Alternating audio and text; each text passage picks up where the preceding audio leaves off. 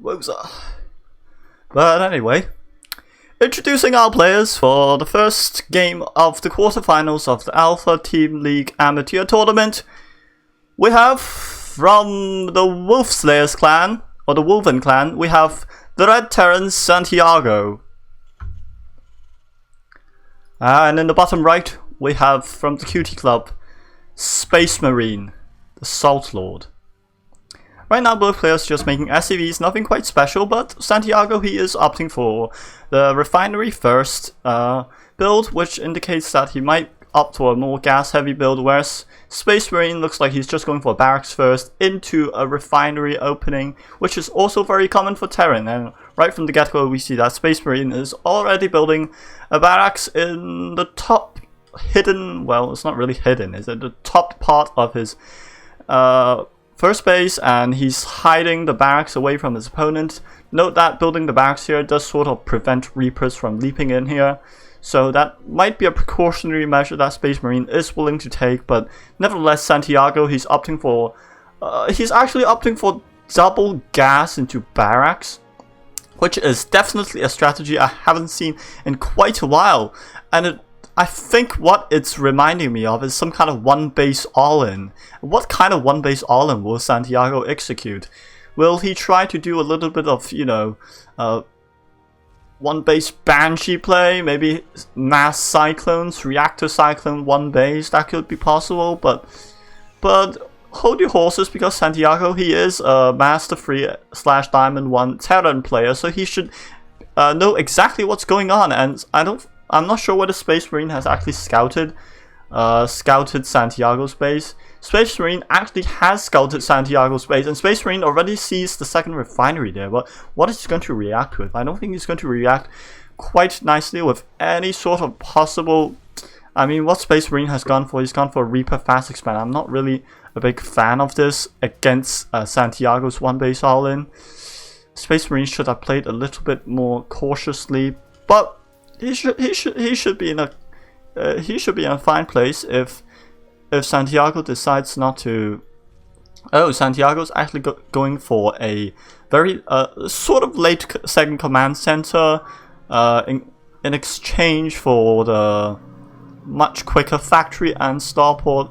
I can't blame him for that, really. The factory and starport, he can start pumping out cyclones. He can start pumping out Vikings, Banshees, Ravens, whatever his heart desires, as long as he manages to put on some economic pressure on Space Marine, or else his early double gas will not have paid off, because he simply does not have the resources to do that. But I think the Hellion and the double Reapers are actually going to take away Space Marine's only defense.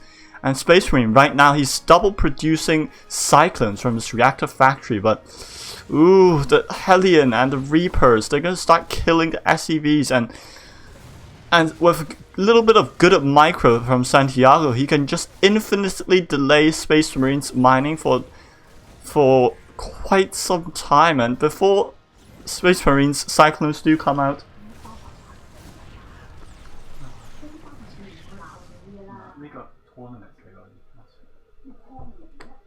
Sorry about that, we just had a small interruption. I'm sorry, I was preoccupied with other matters, but unfortunately Space Marine's first two cyclones actually have come out, and they are actually going to destroy the Hellion and the Reapers coming up from Santiago. And the only option really that Space Marine has is to play a little bit more aggressively. But I think Santiago, he's not really capitalizing on... Well, he is capitalizing on Space Marine's lack of economic resource, and right now he's going to pick up two cyclones and attempt to drop them with a medevac, so it is a small cyclone drop, whereas at Space Marine's base, he really is quite lacking in the defense, and I can't really blame him for that. I mean, the only thing that Space Marine has going for him is that he has a fairly decent army size. It is 16 army supply versus Santiago's 20 army supply, but Space Marine is definitely way behind in the worker count, just because of that early Hellion and Reaper harass that Santiago did manage to put out in the early game. And right now Santiago is looking to put on a little bit of economic damage onto Space Marine by simply dropping these two cyclones onto the SCVs, and Space Marine responds promptly, but before long, he can't really take down the medevac, really. Space Marine, I think, is a little bit panicked because he didn't move the Cyclones around there, so within that Space Marine, Cyclones aren't really moving, and his SCVs have just stopped mining completely, and I think Space Marine may be looking to be in a little bit of trouble. And right, again, the Cyclones are going to destroy the SCVs, but Space Marine Cyclones again are late to the party, and they attempt to lock onto the medevac and take it out, but unfortunately the medevac just survives with a couple of health points, and both players are not really microing at all. And I think Santiago did mess up that attack in terms of the micro, but he did manage to severely delay Space Marine's worker count. And right now, with Space Marine at 20 workers versus Santiago's 33, it's going to be very difficult, I think, for Space Marine to catch back up. But right now, Santiago is not opting for any mech play. He's going straight for the bio play. He's just now started a stim, which is considered a very late stim by normal bio build standards, but he's already started his +1/+1 upgrades, which I think he will have the edge in any upcoming battle versus Space Marine's non-existent army. I'm really concerned for Space Marine here. He's only gotten a barracks and one factory that is actually able to produce units right now, but unfortunately Space Marine, I think, is going for the wrong call here. He's adding on 2 more factories. He's trying to get to that free base mech. He's even gotten a 3rd command center, but I think that Space Marine is playing just possibly a little bit too greedy here, and I really can't agree with his gameplay decision. We'll have to see how it goes, because you never know. Maybe Santiago will decide to play safe as well, and with Space Marine already having completed his 3rd command center, it could turn the odds into his favor.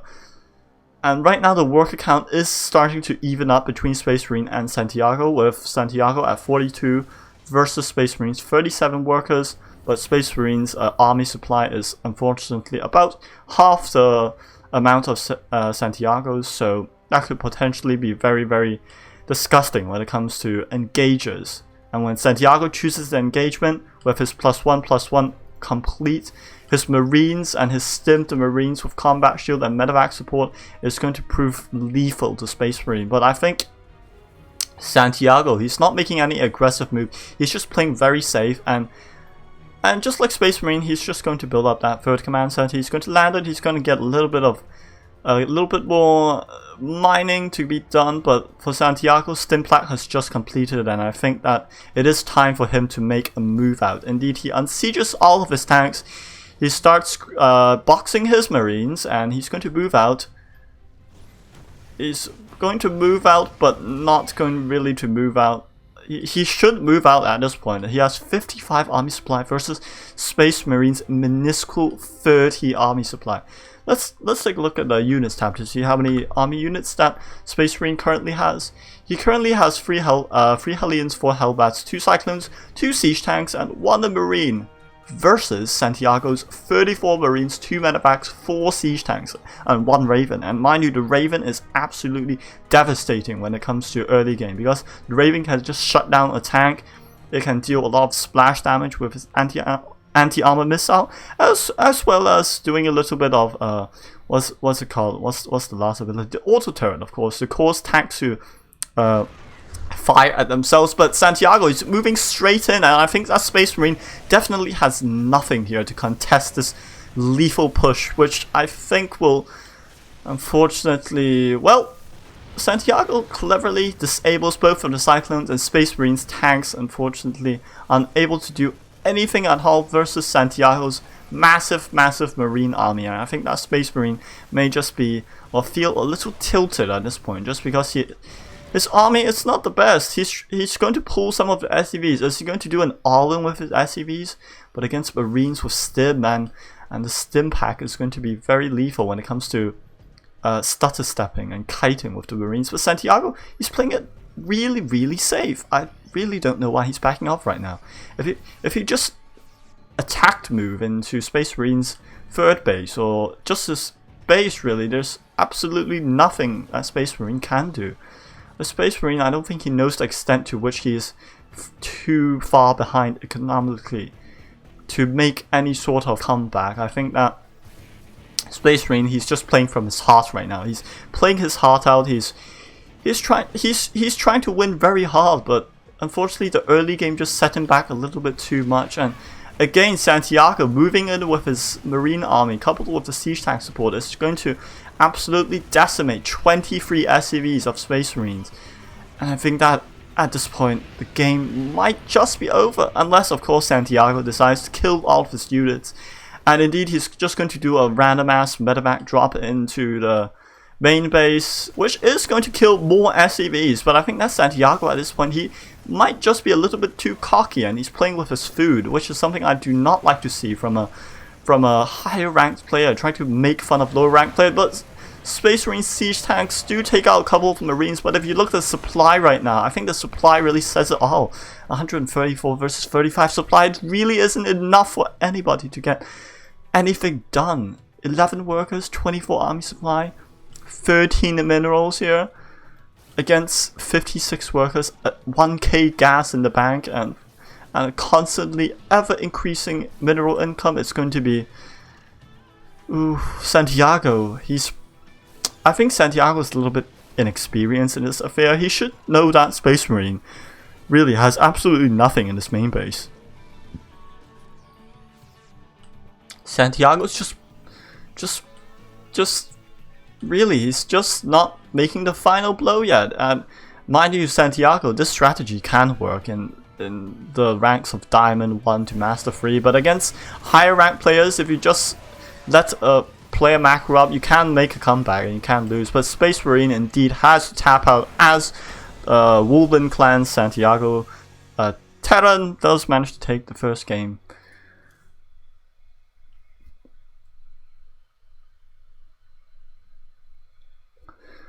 Oof. Fortunately, Space Marine did severely mess up in the early game there. I feel like that his macro and everything was on point, but he was just really taken aback by that early Reaper and that early Hellion plus double Reaper coming out from Santiago, and that managed to just secure the victory for Santiago on the spot. So Space Marine unfortunately does not manage to take the victory.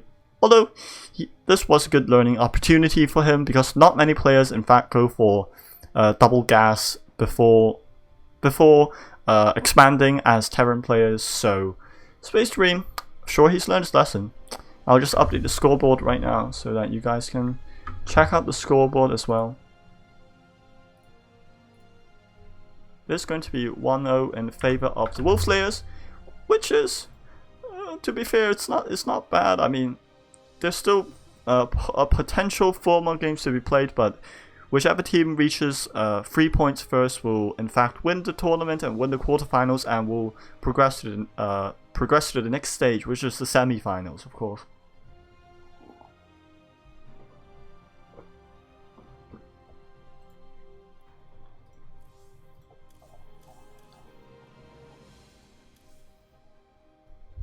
Meanwhile, we'll just take a short break here. The next matchup is going to be, I believe, let me see. The next matchup is going to be on the ladder map Lost and Found LE, and it is going to be, let me just check right now. It is going to be a Zerg versus Zerg, which I'm sure all of you enjoy immensely. I should play Zerg versus Zerg is Zzz versus Zzz, which is Resident Sleeper. But apart from that, it should be completely fine, as I'm absolutely sweating my head off, because the weather here is unfortunately quite inescapable, and it is quite hot. And I have switched off all the fans to ensure that the microphone and sound quality are noise free. The second game to be played on Lost and Found LE, featuring 4Yard, which is this player, versus Locky on the Cutie Club. Let me just switch the scenes back again. There we go. 4Yard versus Locky. all is good, all is well. And the game is going to start in a couple of seconds, so hopefully, well, Foyard, again, he is the high-ranked player compared to Lucky, but I have faith in Lucky. He is, and has shown himself to be quite the memer, pulling out strategies from every which way and trolling the opponents to death, maybe. But then again, I haven't really officially casted one of Lucky's games before, so I should be excited, shouldn't I? But featuring our players from the Cutie Club, in the bottom left, we have Cutie Club's Lucky. And in the top right, from the Wolf Slayer clan, or the Wolven clan, is your resident Zerg, Foyard. This is going to be a Zerg versus Zerg, which means that we'll just see both players making Zerglings or Banelings, either Zerglings or Banelings, or Roaches and Ravagers, which is why people call Zerg versus Zerg a resident sleeper matchup. But fair enough. I mean, that's basically usually the army compositions that you will see in Zerg versus Zerg. It doesn't have to be that way, but usually is that way because players are just too lazy to come up with any sort of, you know, late game army. You won't see, like, it's rare for me to cast like late game Zerg versus Zerg, like with Brood Lords and Infestors. Quite rare for me to see that, but hopefully maybe these players will choose to go to the late game. Who knows? I do know that both players are. Lucky is, I believe, a Diamond 2 or Diamond 1 Zerg, and Foyard is either a Master 3 or Diamond 1 Zerg. And right now, both players are basically just mirroring each other's build, except for the fact that Lucky did start his expansion, his hatchery, slightly earlier than Foyard, but really it's all a matter of timing. It means that Foyard will be able to put on a lot of Zergling aggression. Actually, Foyard is going to make 6 Zerglings right now. What does Lucky have? Lucky's sporting pool is just halfway complete. And I think that if he crumbles under the pressure, if Lucky crumbles under the pressure and he somehow succumbs to the early Zergling aggression, he might just find himself in a disadvantageous spot. I mean, with the 6 Zerglings coming out, and they're already making their way across the map, I do believe. Lucky does spot them with his Overlord. Maybe he didn't see it, but his Overlord certainly spotted it. The 6 Zerglings that are coming right now, Lucky is trying to return that favor in kind by producing 6 Zerglings of his own as well. Which, again, because of Defender's advantage, Lucky is going to get his Zerglings out in just in time, actually, to defend the Zerglings from Foyard, and hopefully that won't be too bad for Lucky. Lucky definitely saw what was going on and he reacted pretty well, very well actually. Well done by Lucky. All that was killed by Foyard. He managed to kill 2 of Lucky's drones, which at this point in the game really isn't that big of a deal, but Lucky, he is under a little bit of pressure perhaps, and we all know how players play under pressure. Whatever thing you're doing, whatever thing you're trying to achieve in life, once you feel the slight burden of stress on you, you might be able to perform better, you might be able to perform worse. It all just depends on the person, I think. Lucky is going to send out one of the Zerglings to do a little bit of scouting. Hopefully that Zergling will gather valuable information and carry it back to Zerg headquarters. But right now both players are just going full on for the macro build. Those 6 Zerglings in the beginning were just a little taste of, it's just sort of, what do you call it, like testing the player out, I guess. Like testing whether the player will fall to that type of aggression. But Lucky right now, he's seemingly overwhelming Foyard with a huge amount of Zerglings here. It's just absolutely huge, and Lucky, I think he's had enough of the macro game. Lucky's actually producing 24 Zerglings by the space. And combined with that, Foyard, I mean, Foyard, he is producing a couple of Banelings, and Lucky is producing a lot of Zerglings, so he's just streaming Zerglings across the map. There's going to be a Ling-Bing micro battle between these 2 players, which hopefully will be interesting to watch, fun to watch. Let's see if Foyard actually has a wall. He doesn't really have a wall, so If Lucky actually his Baneling didn't manage to. Oh, that's 4 yards Baneling. Oh, my mistake. I thought. No, Lucky, careful of the Baneling. These colors are quite similar. I have difficulty distinguishing between the two colors, so please do forgive me. But Lucky, he does have a lot of Banelings. If he manages to get some good Baneling detonations, it could turn the tides of war in his favor. And Lucky actually sacrifices all of his Banelings there, taking out a large proportion of 4 yards circling Baneling army. But it looks like Lucky right now is in the army lead supply, 22 army supply versus 10, and drones are actually going to get nibbled away by the circlings. How many drones are going to go down? 4 drones going down, more drones to come possibly. Yes, there's 1 circling still there, nibbling away at the drones. Is it going to get any more value? Right now 4 yards is not responding to that. 6 drones have gone down, and that number is only going to increase as well. He did manage to get rid of that in time, I guess, but at what cost? 6 drones have been killed. But right now both players are balanced and sort of equal in the worker supply, so you could say that that's good for Lucky. 4 yards Banelings waddling around like a bunch of misfits, I think. Lucky just trying to get the damage done. 4 yard. He's simultaneously trying to think about his options in life and what his options come to. He's come to the conclusion that a spine crawler could be useful for defense, but what else apart from that?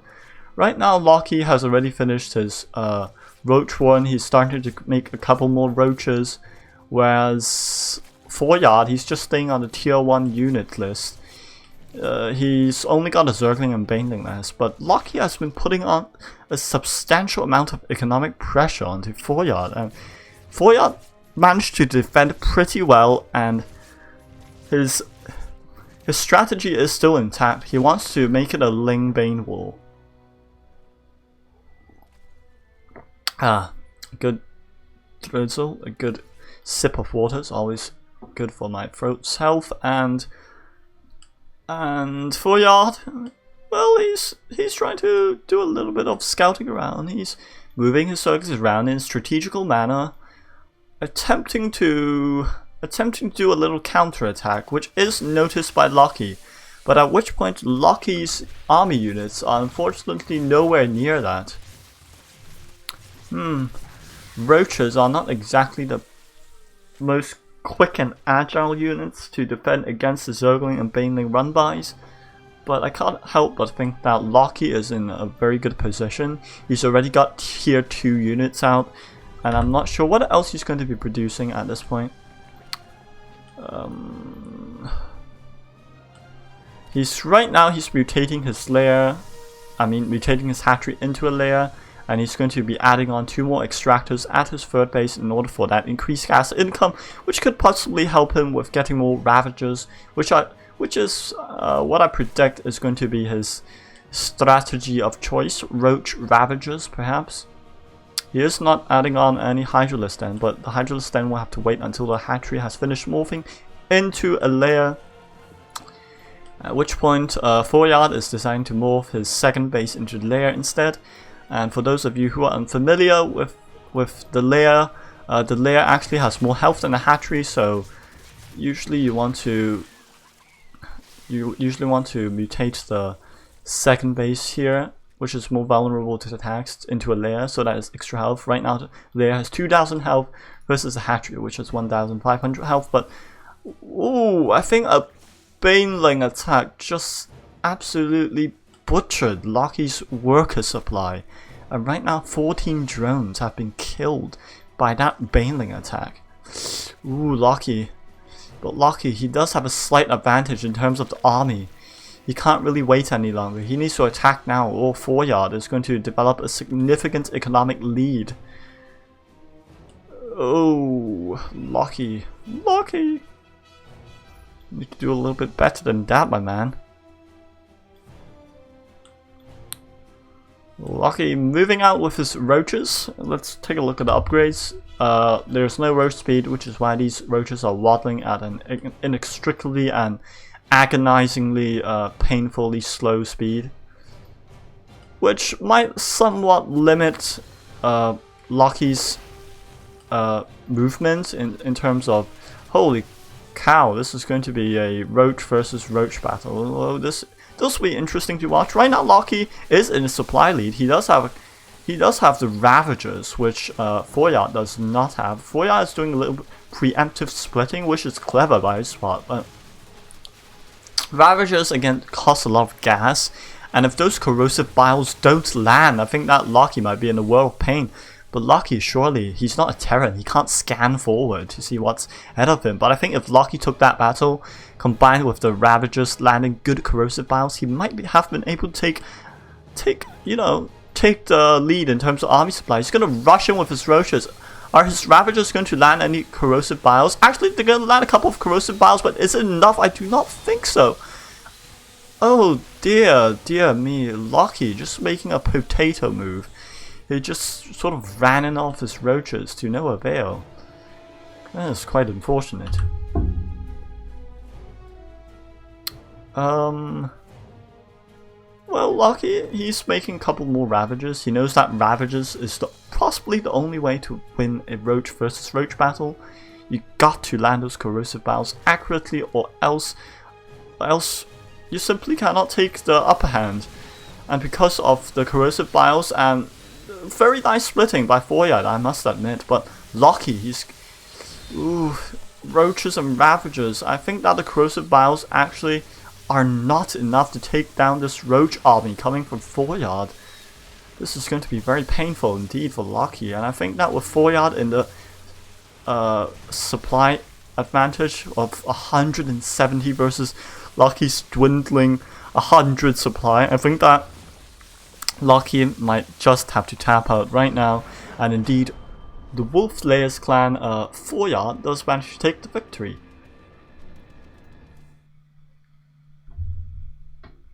That was not really nice for Lucky. Lucky was in such a heavy supply advantage at a certain point in the game, and we take a look at the army graph.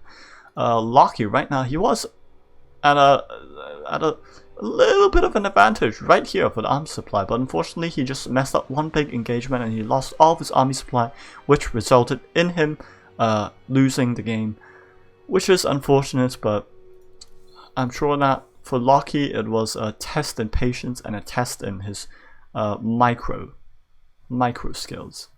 Well played indeed to both players, and I will update the scoreboard right now to reflect the change in score. So right now the current score is 2-0 in favor of Wolfslayer. Ooh, the QT Club needs to put on their best performance tonight if they are to take any sort of victory. Right now we're waiting for our third game, and of course the third match is going to be a Protoss versus Terran on Acid Plant Alley. So we'll be right back in a couple of minutes with the third game.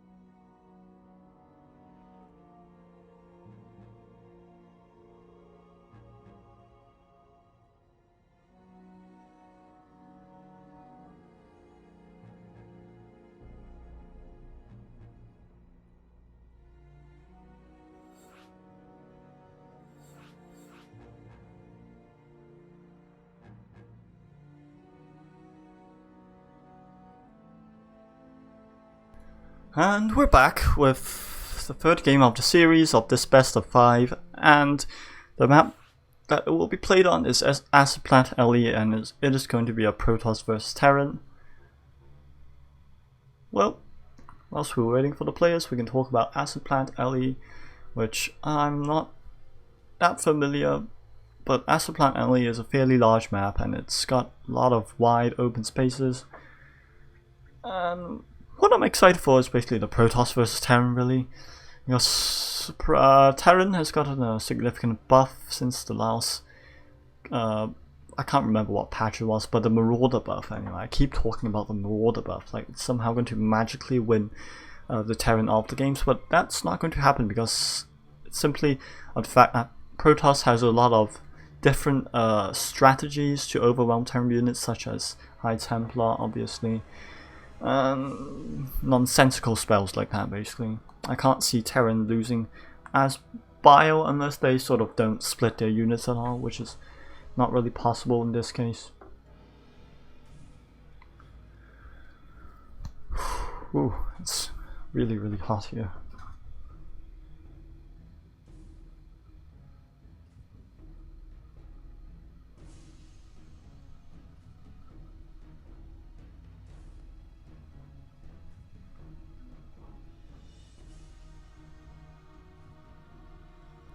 So if you're just now tuning into the stream right now, you'll see that we're waiting for our third game to occur, which will take place on Acid Plant Alley. Right now we're waiting for a couple of the players, I believe, which is Kalama, which is Protoss versus Ocean Blue. So if you guys are there, please click the link to join the lobby. I'll say it again. Please click the link. Please click the link. Oh my goodness. Please click the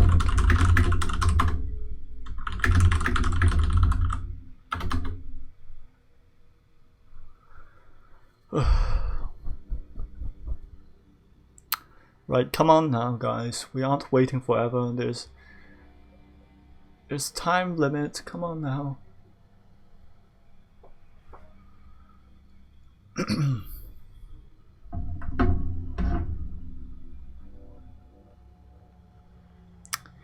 Hello there,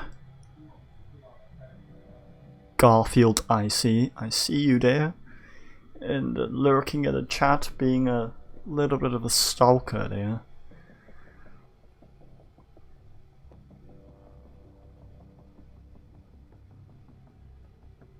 Welcome, Dim Sum. Welcome to the tournament, in which the players struggle to understand anything that is happening and take ages and ages to find their way into the lobby, as I turn into a fossil waiting for them.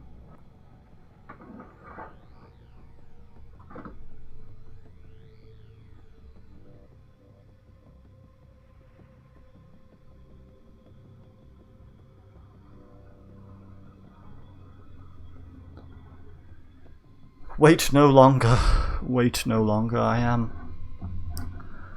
getting slightly impatient now, but now that the players have in fact all joined the lobby, so it will be Kalama. Let us do our profile checks. Master 3 Protoss.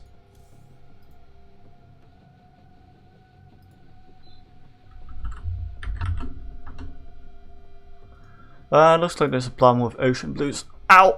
Games. Ow. My leg hurts.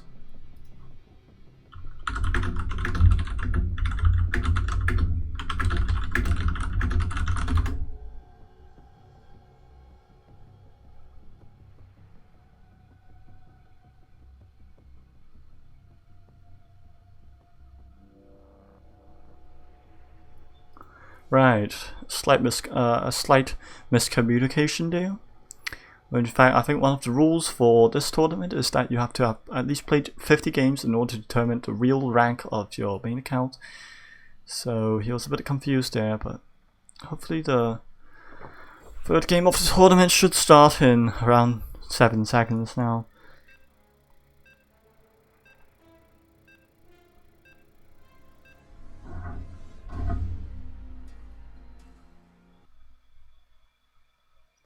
Oh, dim sum.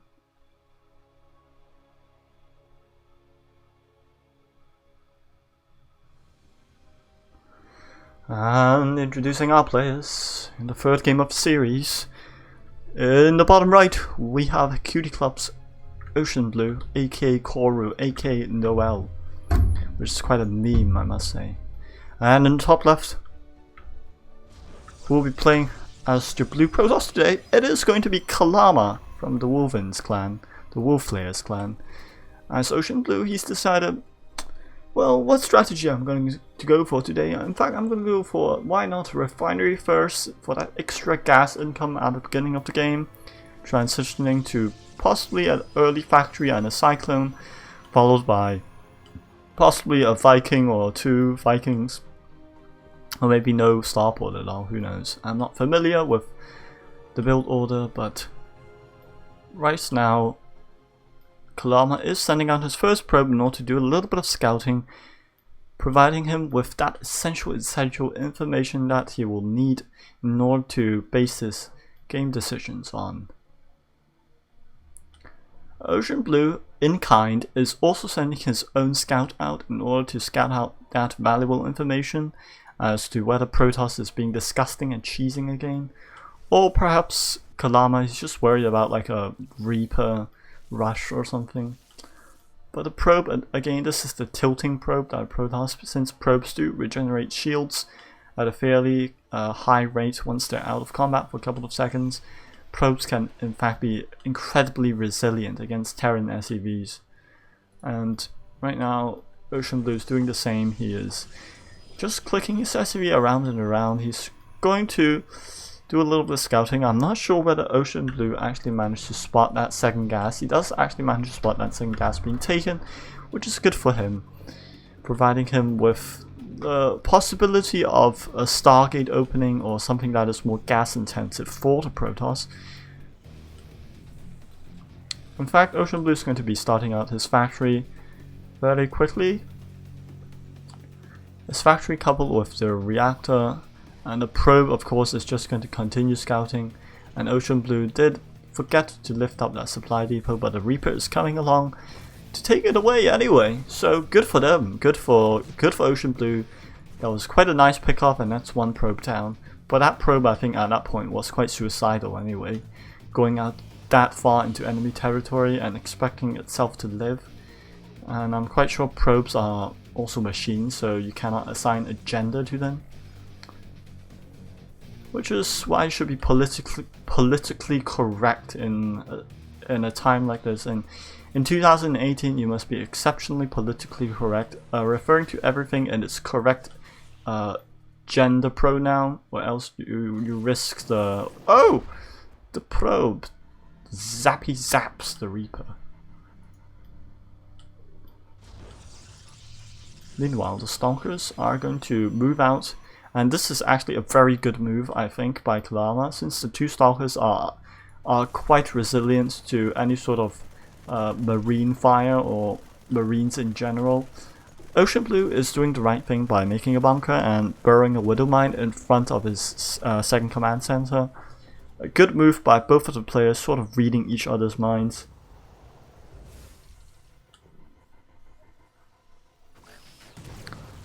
Oh, and the Stalker. Well, I'm not sure whether Kalama should have expected the Widow Mine there. I mean, he should have expected some sort of defense, right? But I guess he just sacrificed the Stalker there for no reason. I mean, Kalama could have seen the bunker, assume that there was a middle mine there, and not have moved in that quickly, or else we have to risk just throwing away that Stalker for free, which is not the best. As Kalama is going to add on 2 more gateways, and he's going straight for that Blink Stalker build, which on this map could potentially be annoying. I mean, he can blink from here to here, point A to point B here. He can also blink from here to here, I guess, if he wanted to. Those are the potential utilizations of the Stalker build, shall I say. The Blink Stalker build, anyway. And Kalama, right now, does have a fairly sizable army. I mean, even though Kalama only has 12 army supply and Ocean Blue has 23 army supply, I feel like that large amount of Stalkers could potentially just rush in somewhere and instantly do some economic damage, which could be quite good. It's sort of a stalker hit squad, I suppose. Blinking for absolutely no reason. A couple more, 2 sentries added for the force fields and the guardian shields, which will make the stalkers a lot more resilient when it comes to engaging and picking off units. But both players are going to in fact play macro as Kalama decides to start up his charge upgrade, and already is establishing 75% complete, building, warping in his 3rd Nexi.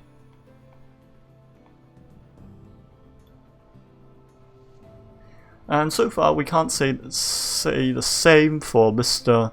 Ocean Blue. He's just going for bio, I presume. Yep, he's going for bio.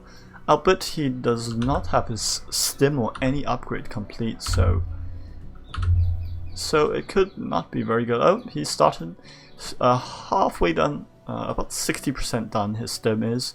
Combat shield still needs to be researched, but this tank positioning, I like it a very lot.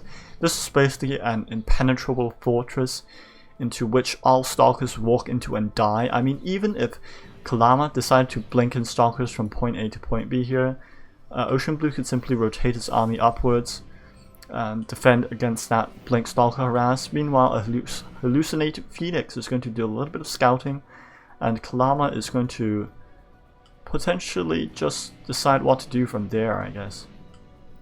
Right now both players are actually playing very, very passively, which is perhaps an indication that they're both very stressed and very worried about the potential outcome of the match, as Kalama just mass produces, mass adding on gateways, and he's probably just going to mass produce stalkers at this point.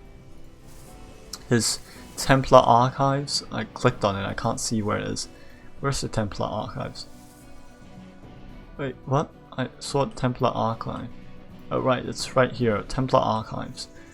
It's right here. He's possibly just going to, when the Templar Archives is complete, he's going to do a little bit of warp in some High Templar for those Psionic Storms. But before that, I think what Ocean Blue should do, in fact, is just move out with this entire army and try to find a weak spot in Kalama's Stalker army. Because, as you know, +1/+1 complete for the Marines and Marauders, combined with Stim Pack and Combat Shields, could just prove absolutely lethal to the unupgraded, relatively tier 1 Protoss army. And mind you, even though Marines and Marauders, they are tier 1 units, they can be absolutely very, very powerful in terms of pushing power and mobility in StarCraft 2. And Ocean Blue is going to try, he might just stim in his Marines, but the Archons are there, and they are real Archons, they're not hallucinated Archons. The Liberator is in a bit of a weird spot, but I think that this Marine push might just turn the tides of war into Ocean Blue's favor, as the tank backup here is quite substantial, and the Marines can just clean up the Stalkers very easily. A little bit of stutter stepping is required. The tanks are being killed by the Stalkers right now. That's not optimal. Ocean Blue not looking at his Marines. I think that Ocean Blue has a slight advantage here. He could just stutter step into the mineral line and start taking out the pros. So what is Ocean Blue attention focused on? He's focused on rallying more units across the map in order to solidify his position. But I don't think that's going to be enough, unfortunately. Where is this rally point set to? I'm not actually even sure. But apart from that, what could be learned from that small engage there is that Ocean Blue should have done a little bit more micromanagement there. You could have potentially split the units, and I'm not sure what these Liberators. This is very clever positioning of Liberators actually, because Kalama has absolutely no anti-air except for like 4 Stalkers, and 2 Liberators coupled with this small bio reinforcement is enough to deter Kalama from moving out. But I think what Ocean Blue should do now is not get killed by storms first, and Ooh, that tank was not in a very optimal position. And another storm. Another storm. Ocean Blue should prioritize on saving his medevacs at this point. Yup, he should just save his medevacs and all will be well, as charge lots are unfortunately. But what? Why did he leave the... No, Ocean Blue, that was definitely a miscalculation or possibly a sort of emotional GG, I guess. But anyway, Wolven Kalama does manage to take the victory for the Wolf Lairs clan.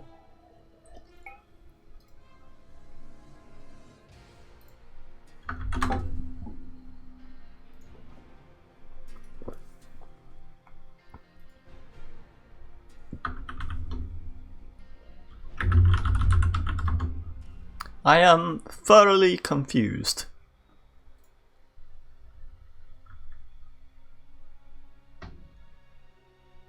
Let us just text Mr. Ocean Blue so that he will explain his most confusing behavior.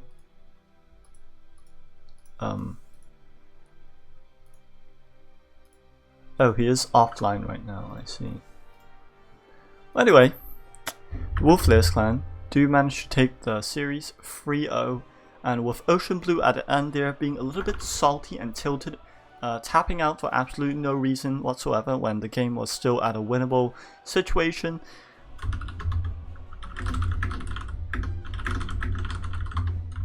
Congratulations.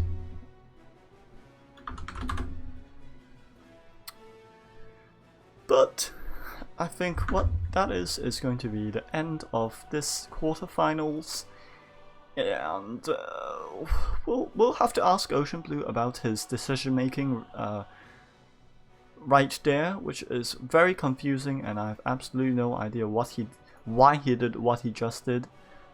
But good luck with the semi-finals, being courageous and honorable opponents. We have to always say good luck, have fun, and good game. So this will be, in fact, I think the end of the stream today, since it is a best of 5 and Wolf Lair Esports has taken a 3-0, so that means Beasty Boys has lost the quarterfinals, and from there on I'm really confused with Ocean Blue. But enough about Ocean Blue, enough about Mr. Koru.